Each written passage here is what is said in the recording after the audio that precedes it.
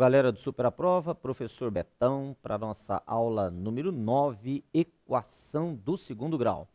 Um assunto também muito bom, muito interessante, muitos problemas que recaem em equações do segundo grau. A gente precisa ter bastante atenção aos cálculos, aos sinais, não é isso? Então vamos à parte teórica, vamos lá. Bom, os assuntos dessa aula então, métodos de resolução da nossa equação do segundo grau, o estudo do discriminante, que é o nosso delta, soma e produto de raízes, problemas que envolvem, então, ou que recaem em uma equação do segundo grau, ok? Muito bem. Bom, uma equação do segundo grau, então, é algo do tipo ax² mais bx mais c.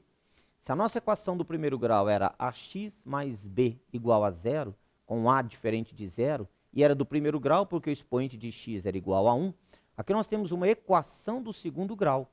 O expoente da variável está elevado ao quadrado, então. E a deve ser, então, diferente de 0, certo? Então, nós temos três coeficientes, a, b e c, onde esse c é chamado de termo independente. E o a deve ser diferente de 0, evidentemente, porque senão a nossa equação deixa de ser do segundo grau.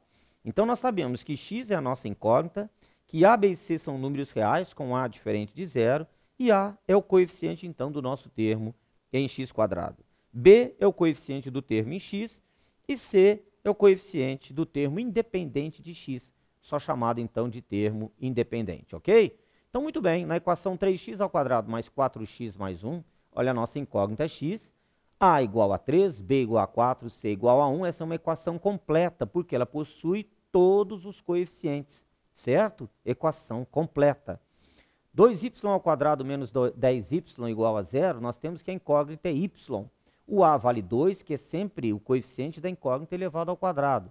O nosso b vale menos 10 e o termo independente, que é o c, vale 0. Essa equação é uma equação incompleta. 4z² menos 100 igual a 0. A incógnita é z. A é igual a 4, b igual a 0. Note que b é o coeficiente, né, da incógnita só em z, e nós não temos.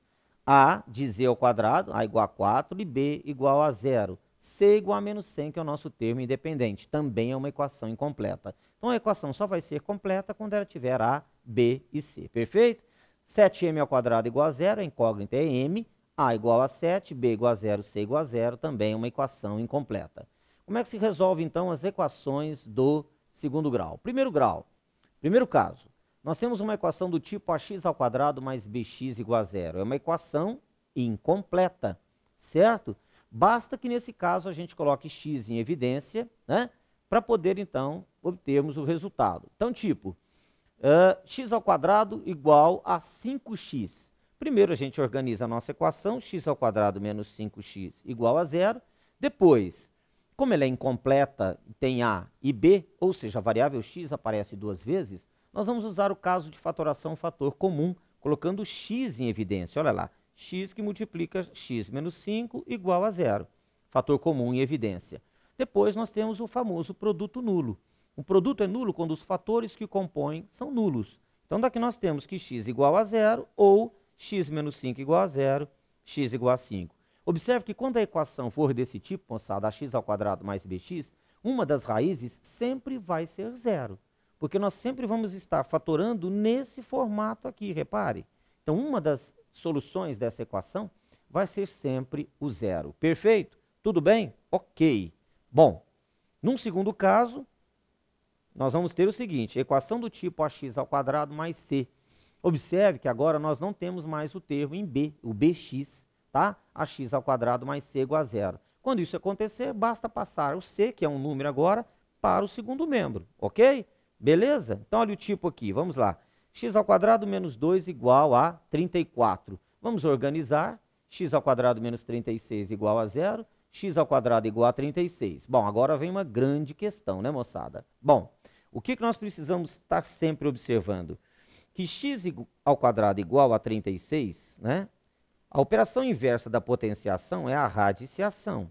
Mas nós não temos um número apenas que elevado ao quadrado é igual a 36. Nós temos dois números. Então, por isso, a gente precede sempre pelo mais ou menos. A raiz de mais ou menos 36, mais ou menos 6. Porque 6 ao quadrado é 36 e menos 6 ao quadrado também é 36. Perfeito? Então, tudo bem. Então, a equação do tipo ax² mais c igual a zero, basta passar a incógnita para o segundo membro e resolver, ok? Muito bem. No terceiro caso, nós temos uma equação completa.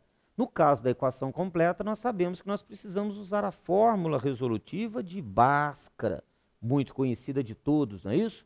Que é do tipo menos b mais ou menos a raiz quadrada de delta, você sabe que esse carinha aqui então é o delta, que é o chamado discriminante da nossa equação, que é b ao quadrado menos 4ac, certinho? A gente precisa fazer então ter bastante cuidado para a resolução.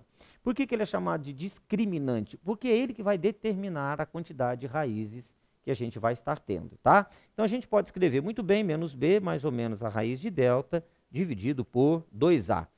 Veja que se o delta for positivo, nós vamos ter duas raízes reais e distintas. Não é porque eu vou estar usando o mais e o menos na fórmula resolutiva, como o delta é positivo, eu consigo tirar aquela raiz, duas raízes distintas. Se o delta for nulo, as raízes vão ser iguais, e do tipo menos b sobre 2a, ok?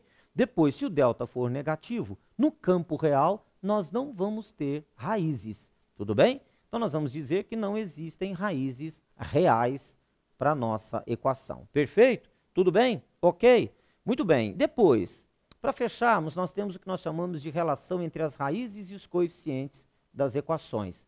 A primeira relação é chamada de soma das raízes, né? A soma das raízes de uma equação de segundo grau é sempre do tipo menos b sobre a. Ou nós podemos simplesmente escrever S de soma igual a menos b sobre a.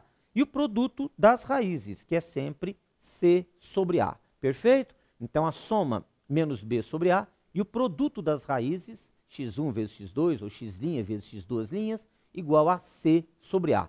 É importante ter isso em mente, isso cai muito aí nos exercícios, né? É bom ter sempre isso aí, né, bem guardadinho na nossa cabeça. E os problemas que envolvem as equações do segundo grau? Como sempre, como a gente fez nas equações do primeiro grau, ao procurarmos a solução de um problema é necessário então recorrer às etapas. Compreender o problema, ou seja, estabelecer a incógnita ou as incógnitas, anotar os dados, moçada, e buscar a relação entre eles e a incógnita, estabelecer um plano de resolução e fazer um retrospecto da resolução completa. Veja que tudo isso que nós estamos falando para a equação do segundo grau, nós falamos para a equação do primeiro grau. Por quê? Devido à importância que nós temos nessa etapa, que é a etapa de esquematização do problema, ok? Não se esqueçam disso, vamos bater muito nessa tecla novamente, ok? Beleza? Ok? Abraço, até a próxima.